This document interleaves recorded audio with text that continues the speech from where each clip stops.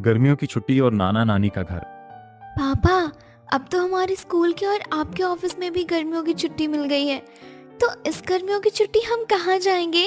हाँ पापा, पिछले साल तो आप हमें शिमला ले गए थे। सिर्फ 4 दिन का ट्रिप था। गर्मी में वाटर बोतल की पानी की तरह जल्दी से खत्म हो गया था। पापा, इस बार हमें ऐसी जगह ले चलिए ना, जहाँ हम अपनी पूरी छुट्टियाँ बिता सके और खूब मस्ती करें। सुनिए जी, अगर आप सबको बुरा ना लगे और पापा जी और माँ जी कहे तो क्या हम इस गर्मियों में मेरे माता पिता के घर यानी मेरे गांव चले? मेरी मम्मी पापा बच्चों को बहुत याद करती हैं। नहीं भाभी, आपके मम्मी पापा का घर का रास्ता बहुत ऊबड़ खाबड़ धूल मिट्टी से भरा पड़ा है। हम क्या करेंगे वहाँ जाकर? आपकी मम्मी पापा के गांव में सिर्फ गाय भैंस गोबर की बदबू है। नहीं भैया, हम वहाँ बिल्कुल नहीं जाएंगे। कीर्ति सही कह रही है। मालती, हर बार तुम अपने उस गरीब मायके की बात लेकर बैठ जाती हो। वहाँ जाने का क्या फायदा है? धूल भागने के अलावा कुछ नहीं मिलेगा वहाँ। तो माँ, हमें कहाँ जाना चाहिए? बहू के मायके जाने से अच्छा है कि हम शहर में मेरी माधुरी के घर चले। माधुरी ने कितनी बार हमें बुलाया है। दादी, हम पिछली बार भी तो बुआ दादी के घर गए थे। वहाँ बहुत बोरियत होती है। मम्मी सही कह रही है, इस बार हम नाना नानी के घर जाएंगे। अरे बेटा, उस गांव में ऐसा क्या रखा है जो तुम वहाँ छुट्टियाँ मनाना चाहते हो? वहाँ ना तो ढंग के कमरे हैं, ना एसी है और ना ही कोई सुख सुविधा। और उन गरीब फटीचरों के यहाँ जाकर तुम 4 दिन में ही बोर हो जाओगे। तुम्हारी दादी सही कह रही है, हम लोग तुम्हारी बुआ दादी के घर चलेंगे। ससुर की कड़वी बात सुनकर मालती की आंखों में आंसू आ जाते हैं और मालती रोते हुए अपने कमरे की तरफ जाती है। माँ, पापा, आप लोग हर बार मालती को उसके माँ बाप के गरीब होने का ताना क्यों मारते हैं? क्या गरीब होना कोई गुनाह है? वह इस घर की बहू है, उसका भी तो कोई अधिकार है। अरुण सोफे से उठकर अपने कमरे में चला जाता है। कमरे में मालती बेड पर बैठी सिसक रही होती है। मालती, मुझे पता है तुम्हें बुरा लगा है, तुम रो मत। अरुण मालती के पास आकर बैठता है और उसके सिर पर हाथ फेरने लगता है। अरुण, मैं सालों से अपनी मम्मी पापा के पास नहीं गई हूँ और सिर्फ इसलिए कि मेरे माँ बाप गरीब हैं, मुझे अपने मायके जाने का हक नहीं है। बिल्कुल है मालती। क्या मेरे बच्चों को अपने नाना नानी और मेरे माँ बाप को उनके नाता नातनी का प्यार पाने का अधिकार नहीं है? मालती, तुम चिंता मत करो, मैंने मन बना लिया है। हम गर्मियों की छुट्टी में बच्चों के नाना नानी के घर जरूर जाएंगे। तुम हमारी पैकिंग शुरू करो। ऐसे ही आज का दिन बीतता है। अगले दिन पूरा परिवार डाइनिंग टेबल पर बैठ जाता है। कोई बताएगा कि हम फाइनली गर्मियों की छुट्टी में कहाँ जा रहे हैं? मैं मालती और बच्चों के साथ उनके नाना नानी के घर जाऊंगा। बेटा, तो बच्चों को उनके नाना नानी के घर ले जाने के लिए क्यों इतना उतावला हो रहा है? माँ, हम कब गए थे बच्चों के नाना नानी घर? किसी को याद भी नहीं होगा। इस गर्मियों की छुट्टी में तो मैं वहीं जाऊंगा। हाँ ठीक है अरुण, अगर तुम्हारी यही जिद है तो हम गर्मियों की छुट्टी में बच्चों के नाना नानी के घर चलेंगे। लेकिन पहले हम तेरी बुआ माधुरी के घर मुंबई जाएंगे। वहाँ कुछ दिन बिताने के बाद ही बच्चों के नाना नानी के घर जाएंगे। ठीक है पापा, हमें मंजूर है। कम से कम मालती अपने मायके और बच्चे अपने नाना नानी के घर तो जाएंगे। अगले दिन पूरा परिवार मुंबई पहुंचता है। माधुरी का घर बहुत बड़ा और आलीशान है। आ गए गरीब फटीचर लोग हमारी गर्मियों की छुट्टी बर्बाद करने। आइए आइए, बहुत लंबी यात्रा रही होगी। आप सब बहुत थके हुए लग रहे हैं। देखा बच्चों, तुम्हारी बुआ दादी का घर कितना बड़ा है और देखो फूफा दादा कितने अच्छे हैं। मुझे बहुत गर्मी लग रही है, मुझे नहाना है। आप लोग पहले नहा धोआ कर फ्रेश हो जाइए, फिर साथ में नाश्ता करते हैं। ईशा बेटी, बच्चों को अपने कमरे में ले जा। तेरे कमरे में जो बाथरूम है ना, वहाँ ये लोग नहा लेंगे, बाकी लोग गेस्ट रूम इस्तेमाल कर लेंगे। जी मम्मी, ये लोग इतनी दूर से ट्रेन में सफर करके आए हैं, इन सबके शरीर से कितनी बदबू आ रही है। हमारे शरीर से बदबू नहीं आ रही है, मुझे तो गर्मी की वजह से पसीना आ रहा है। ईशा, बच्चों को अपने साथ ले जा। नहीं, ये मेरे बाथरूम में नहीं नहाएंगे, मेरा बाथरूम गंदा हो जाएगा। आप इन्हें ऊपर वाले कॉमन बाथरूम में भेज दीजिए ना। अरे ईशा बेटी, ऐसा नहीं कहते, ये तुम्हारे मामा मामी और भाई बहन ही तो हैं। जो भी हो, पर मेरी प्रिवेसी और सफाई मेरे लिए बहुत ज्यादा जरूरी है। इन सभी को ऊपर वाले कमरे में भेज दो। गलती से भी कोई मेरे कमरे के आसपास नहीं आना चाहिए। सभी गेस्ट रूम में चले जाते हैं और थोड़ी देर बाद नहाकर तैयार होकर डाइनिंग टेबल पर आ जाते हैं। ये लो सैंडविच खाओ। बुआ दादी, हमें सैंडविच नहीं खाना। क्या हमें चाय और टोस्ट मिल सकता है? हम घर पर वही खाते हैं। बड़े शहर में यही नाश्ता बनता है। जो मिला है चुपचाप खा लो, वरना भूखे रहना पड़ेगा। मालती, तुमने अपने बच्चों को कुछ भी नहीं सिखाया है ना। अपने बच्चों को समझाओ कि दूसरों के घर में अपनी मर्जी नहीं चलाते। बच्चों, जो मिला है वही खा लो, जिद मत करो। ऐसे ही दोपहर होती है। सभी टीवी देख रहे होते हैं। चिंकी और वीर खेलते खेलते सोफे पर कूदने लगते हैं। स्टॉप इट, तुम दोनों जंगली हो क्या? मेरा कीमती सोफा गंदा कर रहे हो। हम तो बस खेल रहे थे। चुपचाप बैठो, नहीं तो अपने कमरे में जाओ। सही कह रही है ईशा। बच्चों, तुम लोग अपने रूम में जाओ और वहीं बैठो। यहाँ हॉल में गंद मत फैलाओ। मम्मी, मैंने कहा था ना कि बच्चों को बुलाना आफत है। मालती अपने बच्चों को लेकर कमरे में चली जाती है। अरुण, हमें यहाँ हर बच्चों को बात बात पर डांटा जा रहा है। मुझे ये अच्छा नहीं लग रहा। क्या हम यहाँ अपमान सहने आए हैं? मुझे सब दिख रहा है मालती। ये लोग हमें बोझ समझ रहे हैं। बस 1-2 दिन की बात है, फिर हम यहाँ से निकल जाएंगे। ऐसे ही कुछ दिन बीते। एक शाम सभी टीवी देख रहे थे। दीदी, बहुत प्यास लगी है। हाँ, मुझे भी प्यास लगी है।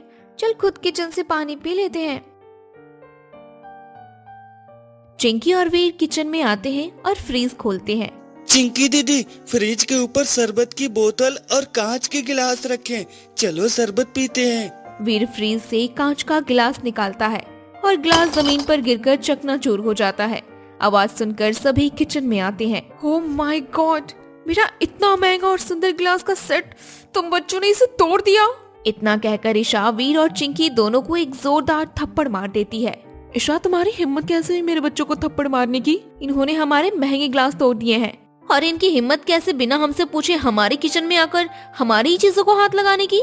वो बच्चे हैं, गलती से गिर गया होगा, पर तुम इतने छोटे बच्चे पर हाथ कैसे उठा सकती हो? मालती, तुम्हारे बच्चे मेहमानों के घर में ऐसे ही तोड़फोड़ करते हैं क्या? ईशा ने सही किया, इससे इन्हें तमीज आएगी। बस बहुत हो गया। बुआ, हम यहाँ थप्पड़ खाने नहीं आए थे। मालती, पैकिंग करो, हम इसी वक्त यहाँ से जा रहे हैं।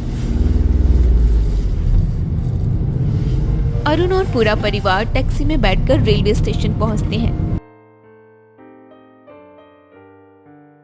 अब हम सीधे मालती के गांव जा रहे हैं। पिताजी, आपको अब कोई ऐतराज तो नहीं है ना? देख लिया ना आपकी बहन के घर, हमारी क्या इज्जत है। अरे नहीं बेटा, अब मैं कुछ नहीं कहूँगा। जो हुआ वो बहुत बुरा हुआ। मुझे अंदाजा नहीं था कि माधुरी इतनी बदल गई है। मुझे भी बहुत बुरा लग रहा है। ईशा ने वीर पर हाथ उठाकर बहुत गलत किया। मालती बहू, हमें माफ कर दो बेटा।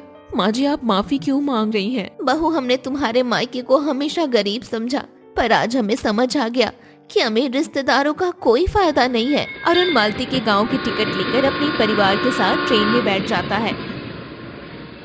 एक दिन के सफर के बाद सभी मालती के मायके पहुंचते हैं। अरे मेरी बिटिया आ गई। ममता, ओ ममता, अरे जल्दी बाहर आ। अरे देख तो कौन आया है। ममता आरती की थाली लेकर दौड़ती हुई आती है। मेरी आंखें तरस गई थी तुम सबको देखने के लिए। दामाद जी, समधी जी, समधन जी, आप सबका हमारे इस गरीब खाने में स्वागत है। ममता सबकी आरती उतारती है। पूरा परिवार घर के अंदर आता है। तभी अचानक बिजली चली जाती है। अरे रे रे रे, ये गांव की बिजली भी ना अभी जानी थी। ए जी, हाथ पंखा से हवा कीजिए ना, वरना सबको गर्मी लगने लगेगी। हाँ, आप लोग बैठिए, मैं हाथ वाले पंखे से आपको हवा करता हूँ। ममता, तू जल्दी से इनके लिए ठंडा पानी और नाश्ता लेकर आ। पिताजी, रहने दीजिए ना, आप क्यों पंखा कर रहे हैं? हम सब ठीक हैं। हाँ ससुर जी, आप बैठिए, आप थक जाएंगे। दामाद जी, आप सालों बाद हमारे घर आए, आपको हम लोग कैसे कोई तकलीफ दे सकते हैं? आप बैठिए, मुझे सेवा करने दीजिए। हरिलाल हाथ पंखे से हवा करने लगता है। थोड़ी देर में बिजली वापस आ जाती है। तभी ममता रसोई से ताजे कटे हुए तरबूज, आम का शरबत और नाश्ता लेकर आती है। ये ताजा फल हमारे गांव के बगीचे के हैं और ये पकौड़े खाइए, शुद्ध सरसों के तेल में बने हैं बच्चों तुम लोग भी खाओ पियो आराम से। वाह नानी, ये शरबत तो बहुत टेस्टी है। मुंबई में तो हमें सिर्फ कड़वा जूस मिलता था। और ये पकोड़े, ये तो मम्मी के हाथ जैसे यम्मी है। सभी नाश्ता करते हैं। नाश्ते के बाद ममता सबको एक कमरे में ले जाती है। देखिए, हमारे पास तो एक ही बड़ा कमरा है। हमने इसमें साफ गद्दे और चादरें बिछा दी हैं। आप सब यहाँ आराम कर लीजिए। मालती तू भी आराम कर ले, तब तक रात के खाने की तैयारी करती हूँ मैं। चिंकी और वीर तुरंत बिस्तर पर लेट जाते हैं। मम्मी, नाना नानी हमें कितना प्यार करते हैं ना, इन्होंने हमें डांटा भी नहीं। और हमें पेट भरकर खाना भी खिलाया। मम्मी, हम हर साल यहाँ क्यों नहीं आते हैं?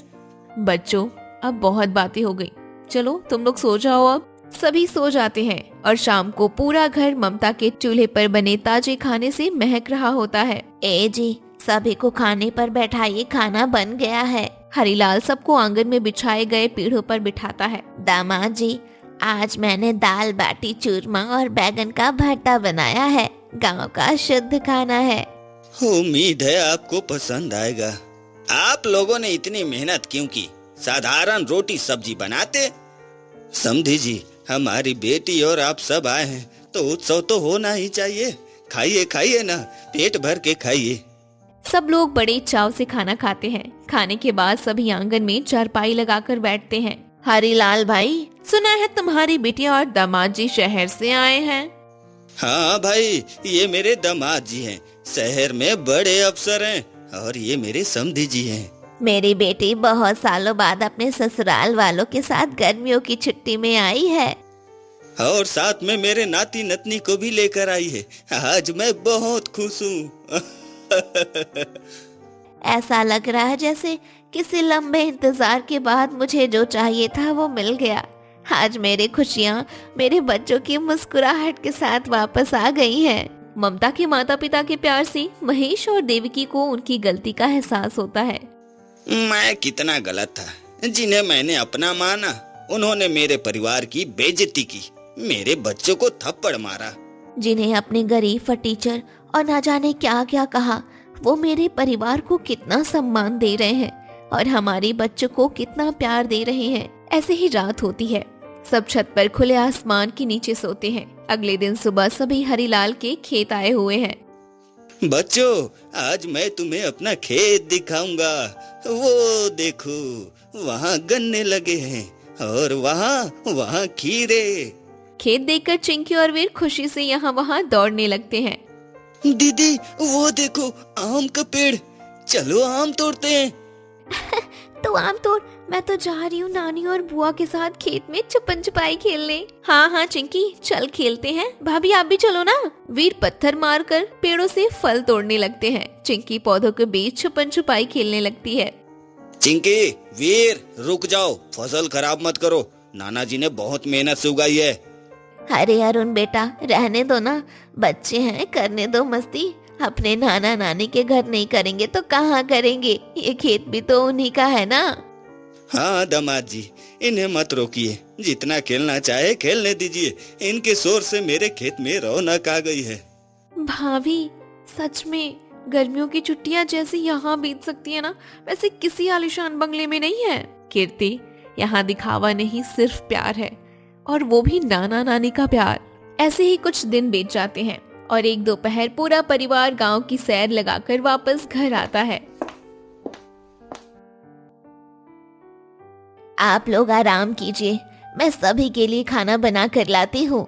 माँ, लाओ मैं तुम्हारी मदद कर देती हूँ, तुम सुबह से अकेले काम कर रही हो। अरे बेटिया, तू मेहमान है तो बैठ, मैं कर लूंगी। नहीं माँ, मैं इस घर की बेटी हूँ। चलो आज हम दोनों मिलकर माँ बेटी वाला स्पेशल खाना बनाएंगे। मालती और ममता मिलकर खाना बनाती हैं। उधर आंगन में हरीलाल और अरुण लूडो खेल रहे होते हैं। ऐसे ही कुछ दिन बीतते हैं। नानी, बहुत गर्मी लग रही है, यहाँ कहीं आइसक्रीम नहीं मिलती? पापा तो हमें रोज शाम को आइसक्रीम खिलाते थे।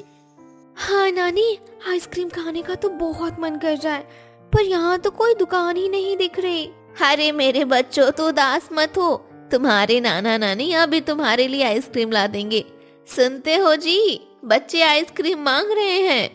हाँ तो मैं अभी जाता हूँ। गांव के बाहर चुन्नीलाल की दुकान है, वहाँ शहर से बर्फ और आइसक्रीम आती है, मैं अभी लेकर आता हूँ। पिताजी रहने दीजिए, दोपहर की इतनी कड़ी धूप है और वो दुकान यहाँ से बहुत दूर है।